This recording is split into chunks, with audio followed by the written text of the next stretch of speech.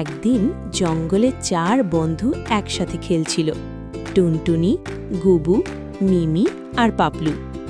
হঠাৎ গুবু বলল, খুব খিদে পেয়েছে, কিন্তু আমি হাঁটতে আলসেমি করছি।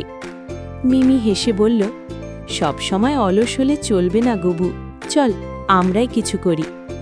তখন টুনটুনি একটা বুদ্ধি দিল, চলো, যে আগে বুদ্ধি দিয়ে ফল আনতে পারবে সে জিতবে।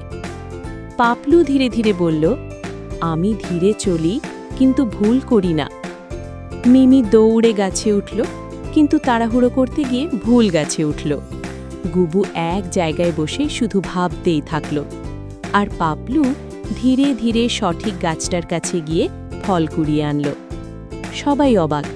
টুনটুনি খুশি হয়ে বলল, দেখলে, ধৈর্য আর সততাই সবচেয়ে বড় শক্তি।